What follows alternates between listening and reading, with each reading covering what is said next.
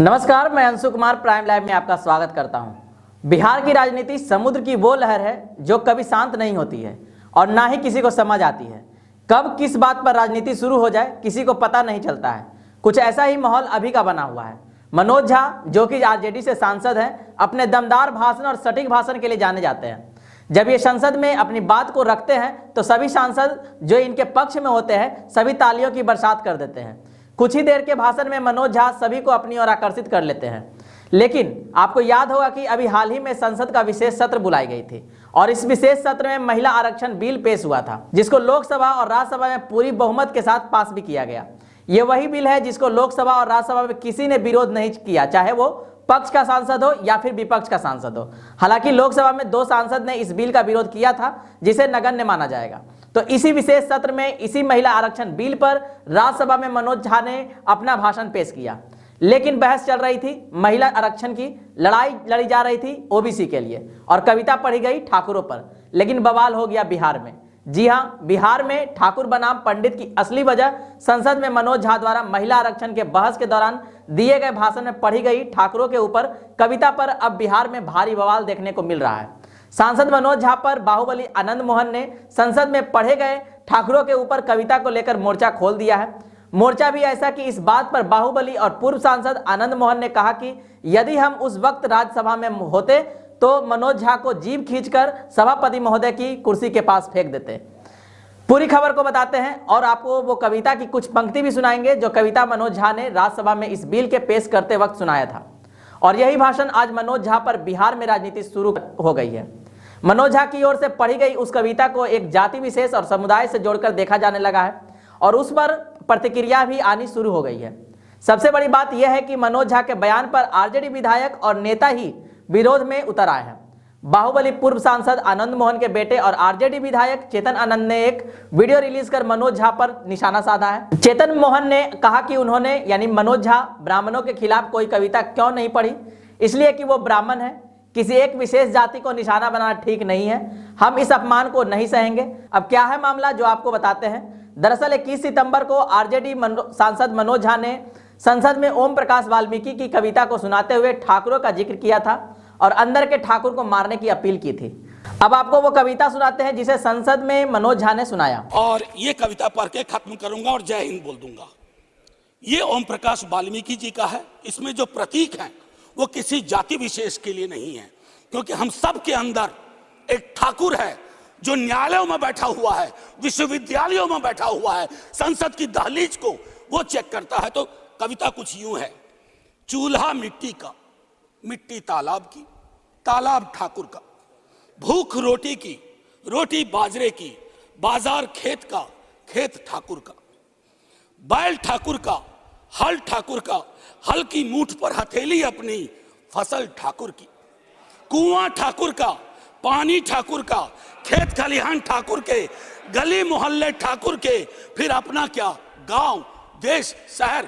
और मैं फिर से क्लैरिफाई करता हूं, वो ठाकुर मैं भी हूं, वो ठाकुर संसद में है, वो ठाकुर विश्वविद्यालयों में है, वो ठाकुर विधायिका को कंट्रोल करता है। इस ठाकुर को मारो जो हमारे अंदर है। जय हिंद मैम। अब इसी कविता के कारण बिहार में ठाकुर समाज में काफी ज्यादा आक्रोश का माहौल है। इस मामले में कोई विशेष राजनीतिक पार्टी विरोध में नहीं है, बल्कि इनका खुद का पार्टी यानी आरजेडी और जेडीयू भी इनको सपोर्ट नहीं कर रही है। अब यह मुद्दा राजनीतिक ना होकर पूरी तरह से जातिवाद हो गई है। मनोज झा के खिलाफ ठाकुर समाज के नेताओं, चाहे आरजेडी हो, जेडीयू हो या बीजेपी भी हो, सबने मोर्चा खोल दिया है।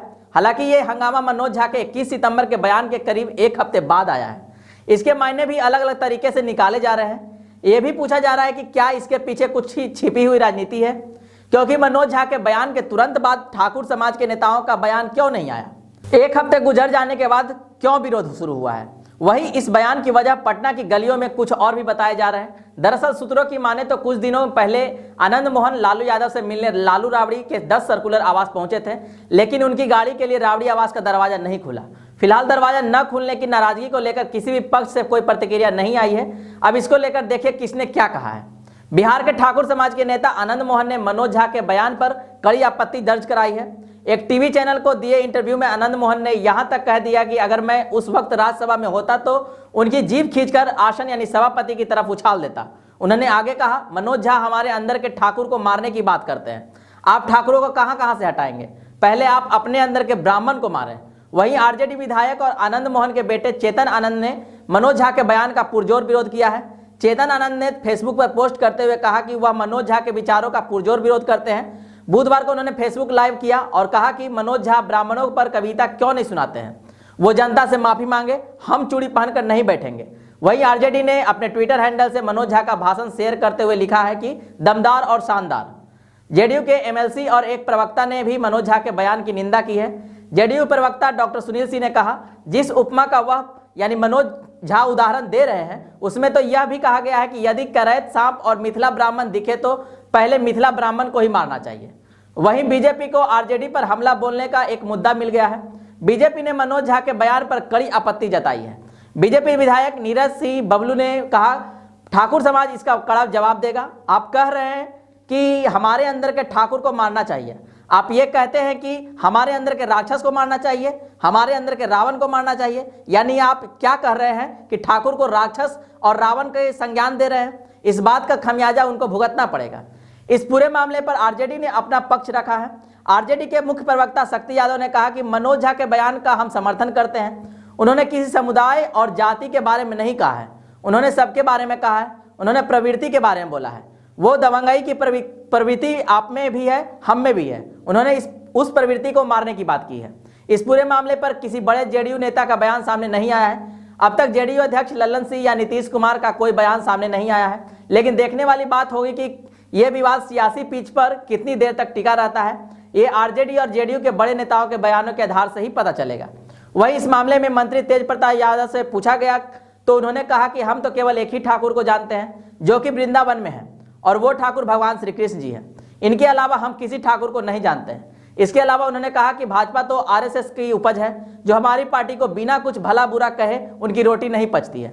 आज की वीडियो को यहीं पर समाप्त करते हैं। जानकारी पसंद आई हो तो वीडियो को लाइक करें, हमारे चैनल प्राइम लाइव को सब्सक्राइब कीजिए और इस वीडियो को शेयर भी करें। वीडियो देखने के लिए बहुत बहुत धन्यवाद।